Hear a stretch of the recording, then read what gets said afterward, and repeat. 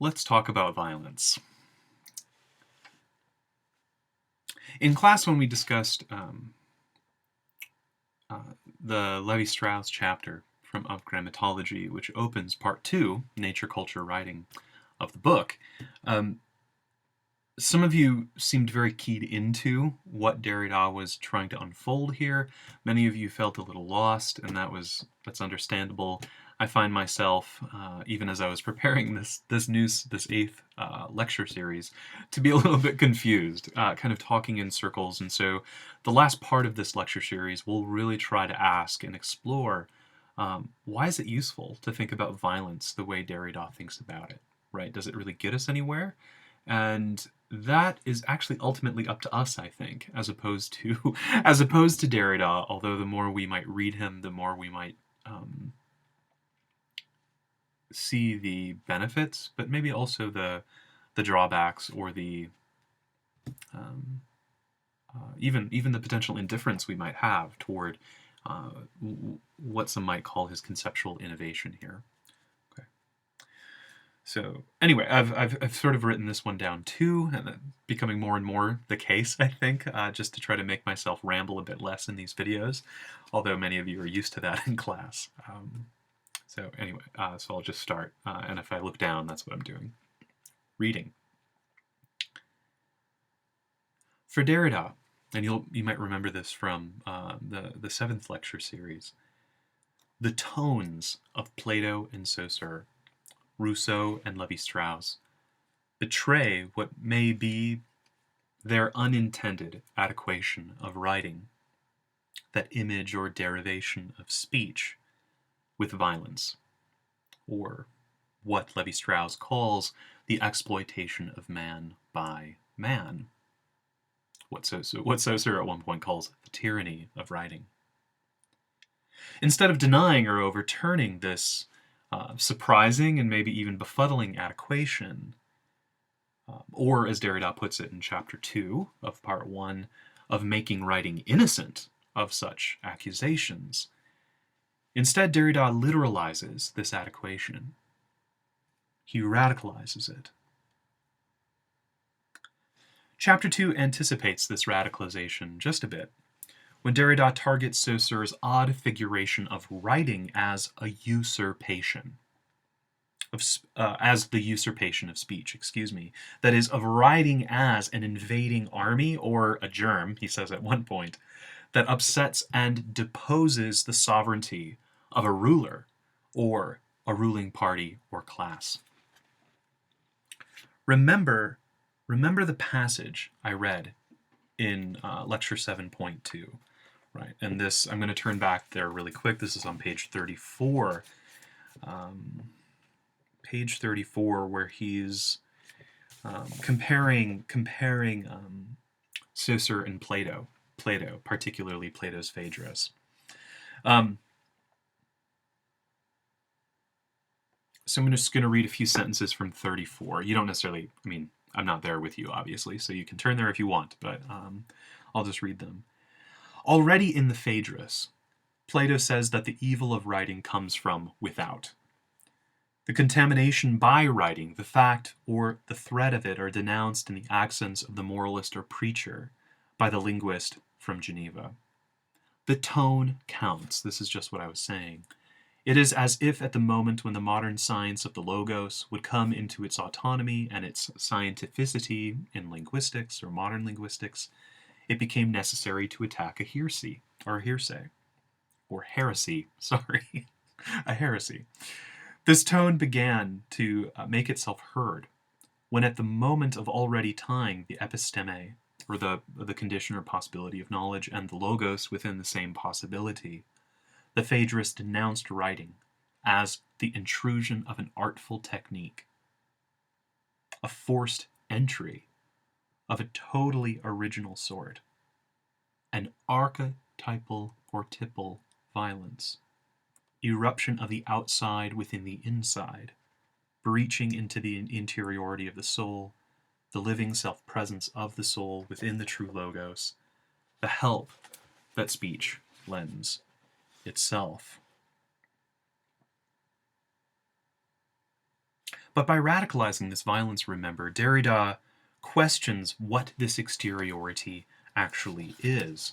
So when you turn the page again for this, Derrida says on page 35, and I'll just read a little bit of this for you. Writing, sensible matter, and artificial exteriority, a clothing. It has sometimes been contested that speech clothed thought. Husserl, Saussure, and Lavelle have all questioned it, but has it ever been doubted by any of these thinkers that writing was the clothing of speech?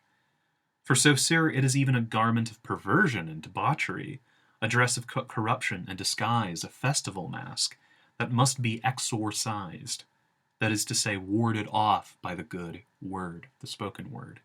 Quote, and he quotes Saussure here, writing veils the appearance of language.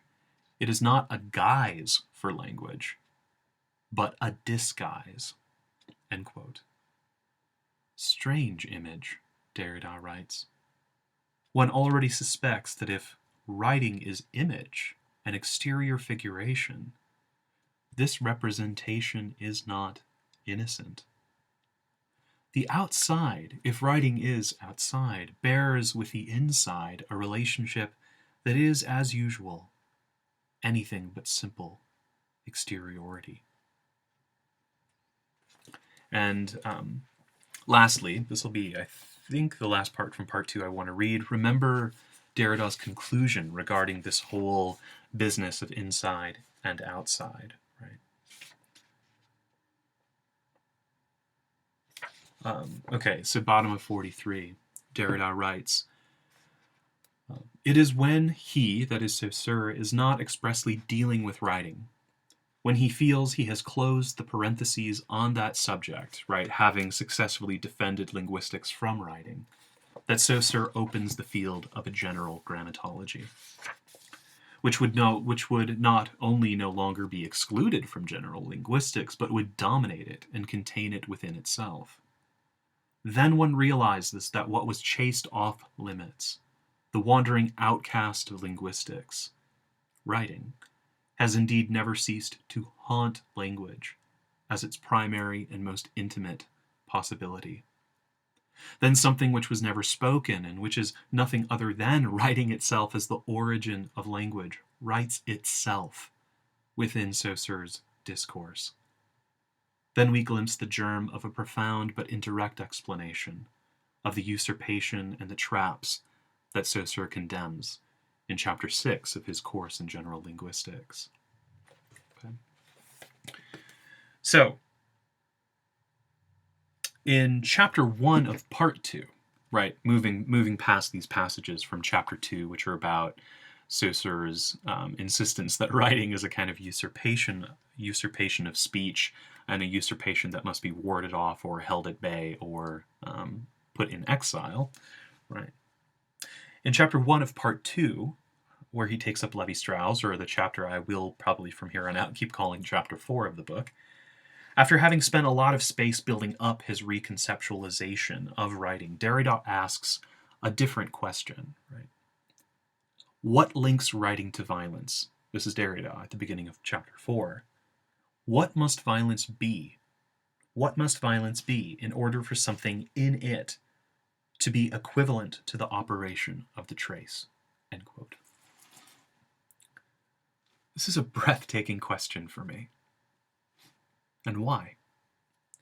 Because it directly poses the problem of transparent words. Words we all use almost as if by reflex, violence being one of them. This problem is that the purported transparency of plain prose, of colloquial speech, masks what China Miéville, our most recent novelist, might call the evasive surplus of the specificity of words. Or as Gayatri Chakraborty Spivak, the translator of the Grammatology, has once put it, it tends to mask or to disguise the fact that, quote, plain prose cheats.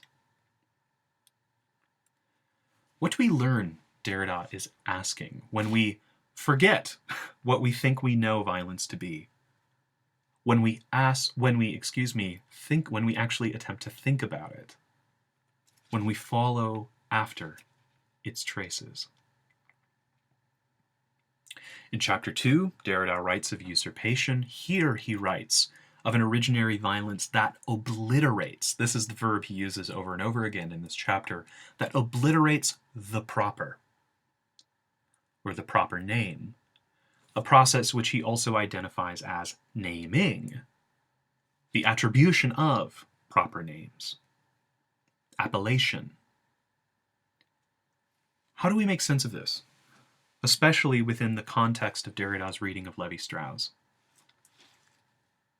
As we've come to learn, Derrida's arguments are inspired by particular moments in the texts he reads, moments that bleed into other passages by way of hidden pathways, traces.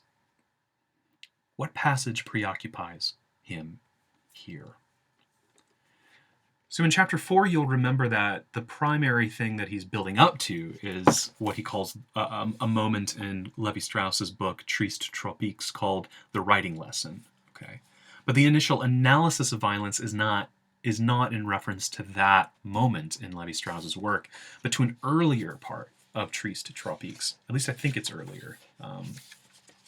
And it is what Derrida calls the battle of the proper names. All right, this anecdote where Lévi-Strauss is talking about an occurrence or an event where some little girls within the Nambikwaran village begin to fight with one another, and the results or the strategies they use to inflict harm on one another, in a sense. Okay. So bottom of 110. This is the passage, and I think it's a good thing to just read it out loud. Okay. Now this is Lévi-Strauss, not Derrida. The Nambikwara make no difficulties and are quite indifferent to the presence of the anthropologist with his notebooks and camera. But certain problems of language complicated matters. They are not allowed, for instance, to use proper names. To tell one from another, we had to do as the men of the line do, and agree with the Nambikwara on a set of nicknames, which would serve for identification, either Portuguese names like Julio, Jose Maria, Luisa, or sobriquets such as Lebre, Hair, or Asukar, sugar. I even knew one from Rondon, or one of his companions. I even knew one whom Rondon, or one of his companions, had named Cavagnac, on account of his little pointed beard. I said nose, beard, a rarity among Indians, most of whom have no hair on their faces. One day, when I was playing with a group of children, a little girl was struck by one of her comrades. She ran to me for protection and began to whisper something, a great secret, in my ear. As I did not understand, I had to ask her to repeat it over and over again. Eventually, her adversary found out what was going on, came up to me in a rage, and tried in her turn to tell me what seemed to be another secret. After a little while, I was able to get to the bottom of the incident. The first little girl was trying to tell me her enemy's name. And when the enemy found out what was going on, found out what was going on, she decided to tell me the other girl's name by way of reprisal. Thenceforward, it was easy enough, though not very scrupulous, to egg the children on one against the other, till in time I knew all of their names. When this was completed and we were all, in a sense, one another's accomplices, I soon got them to give me the adults' names too. When this cabal was discovered, the children were reprimanded and my sources of information dried up. What does Derrida learn from this passage? What strikes him as interesting? First, that Lévi-Strauss's anecdote uses the term proper name unproblematically. When in his work The Savage Mind, Lévi-Strauss claims, and Derrida quotes this passage 2 pages earlier, Lévi-Strauss himself claims that, quote, one never names. One classes someone else, or classes oneself, right, into a grid or a system of classification. And so Derrida is about to offer, in the following pages, on 111, 112, and to the end of this section, An analysis that he thinks the Levi-Strauss of the savage mind might have given to this anecdote of the Levi-Strauss of Triste Tropiques. So let's read the next paragraph here. And then I'm going to try my best to paraphrase it or work this out for you. Derrida says, we cannot enter into the difficulties of an empirical deduction of this prohibition, right? Meaning he wasn't there. We don't nearly know enough about this culture from this text or about the history of this prohibition to really say anything empirically about it, right? But we do know, he goes on to claim a priori, that the proper names whose interdiction and revelation Levi-Strauss describes here are not proper names. The expression proper name is improper, he goes on to say, for the very reasons that the savage mind will recall. What the interdict is laid upon is the uttering of what functions as the proper name. And this function is consciousness itself. What does that mean? I don't know. Let's keep reading. The proper name in the colloquial sense, in the sense of consciousness, is only a designation of appurtenance and a linguistico-social classification.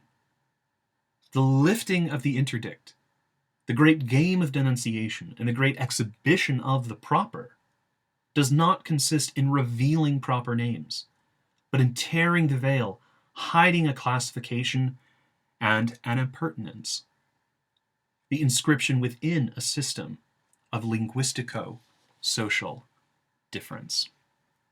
Okay. In the next part, I'm going to go on and try to clarify what this passage is talking about, right? And so I'll get there in just a second.